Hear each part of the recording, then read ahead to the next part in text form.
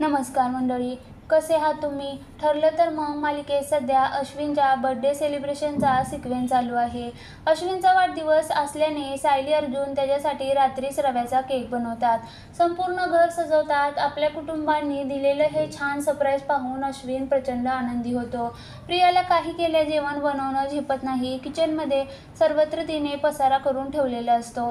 इतक्यात कल्पना तिच्या मदतीला येते. कल्पना आल्यावर प्रिया पुन्हा एकदा तिच्या मोबाईलमध्ये रेसिपी बघत खीर बनवण्याचं नाटक करते.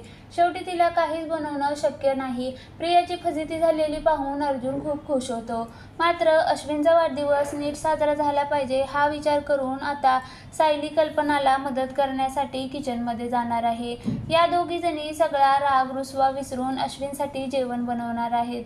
हे सगळं पाहून अर्जुन प्रचंड आनंदी होतो. रात्री सुभेदारांच्या घरात अश्विनच्या वाढदिवसाचं सेलिब्रेशन करण्यात येणार आहे. यावेळी सर्वात आधी कल्पना लेकाचं औक्षण करते व त्याला गिफ्ट देते. प्रियामुळे अश्विन अर्जुनच्या नात्यात दुरावा आलेला असतो, पण या वाढदिवसाच्या निमित्ताने दोघे भाऊ पुन्हा एकत्र येणार आहेत. अर्जुन अश्विनला खास भेटवस्तू देणार आहे. ती भेटवस्तू असते बालपणीच्या खेळण्यातली बस. आपल्या मोठ्या भावाचं प्रेम पाहून अश्विनला अश्रू अनावर होतात. अर्जुन आणि अश्विन दोघेही एकमेकांना मिठी मारून रडू लागतात. हे पाहून सायली प्रचंड खुश होते, तर प्रियाचा चेहरा पूर्णपणे पडलेला असतो. प्रियाला अर्जुन अश्विनमध्ये आणखीन दुरावा निर्माण करायचा असतो, पण तिचा हा नवीन प्लॅन देखील फसणार आहे. आता प्रिया पुढे काय करणार? अर्जुन आणि अश्विनमधील दुरावा मिटल्यामुळे प्रियाच्या अडचणी वाढणार का? हे ठरलं तर मग मालिकेच्या आगामी भागात पाहायला मिळणार आहे.